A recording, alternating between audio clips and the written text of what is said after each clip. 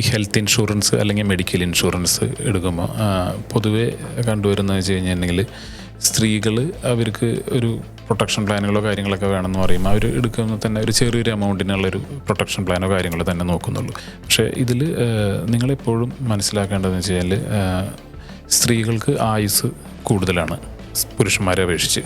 അപ്പോൾ അത്രയും വർഷം നിങ്ങൾ കൂടുതൽ ജീവിച്ചിരിക്കുന്നു എന്ന് പറയുമ്പോൾ മെഡിക്കൽ എക്സ്പെൻസുകൾ വരാം. അപ്പോൾ അതിന് ഉതകുന്ന രീതിയിലൊരു സഫീഷ്യൻ്റ് ആയിട്ടുള്ളൊരു മെഡിക്കൽ പ്ലാൻ ഉണ്ട് എന്ന് നിങ്ങൾ ഉറപ്പ് വരുത്തണം. കൂടാതെ ഇന്നത്തെ കാലത്ത് നോക്കിക്കഴിഞ്ഞാൽ പല അസുഖങ്ങളും സ്ത്രീകൾക്ക് ചില അസുഖങ്ങളുണ്ട്, സ്ത്രീകൾക്കാണ് കൂടുതൽ വരുന്നത്. അപ്പോൾ അങ്ങനത്തെ അസുഖങ്ങളോ കാര്യങ്ങളോ ഒക്കെ ഉള്ളത് വന്നു കഴിഞ്ഞാൽ എന്ത് ചെയ്യും? അതിന് വേണ്ടിയിട്ടുള്ളൊരു എക്സ്ട്രാ ഒരു പ്ലാൻ, പ്രൊട്ടക്ഷൻ പ്ലാനോ അല്ലെങ്കിൽ ക്രിട്ടിക്കൽ ഇൽനെസ് കവറേജുകളോ കാര്യങ്ങളോ സ്ത്രീകൾ അത് മനസ്സിലാക്കിയിട്ട് ആദ്യമേ അത് എടുത്തു വയ്ക്കുകയാണെന്നുണ്ടെങ്കിൽ സ്ത്രീകൾക്ക് അവരുടെ സാമ്പത്തിക സുരക്ഷിതത്വം ഉറപ്പുവരുത്തുന്നതിൻ്റെ കൂടെ തന്നെ ഭാവിയിൽ ഇങ്ങനെ എന്തെങ്കിലും വന്നു കഴിഞ്ഞാലും അവർക്ക് ബാക്കി കാര്യങ്ങൾക്ക് മാറ്റിവെച്ച തുക എടുത്ത് യൂസ് ചെയ്യാതെ തന്നെ അവർക്കൊരു പ്രൊട്ടക്ഷനോട് കൂടി തന്നെ ഇതെല്ലാം കംഫർട്ടബിളി അവർക്കത് മാനേജ് ചെയ്യുന്നതിനും അത് മുന്നോട്ട് കൊണ്ടുപോകാനും സാധിക്കും.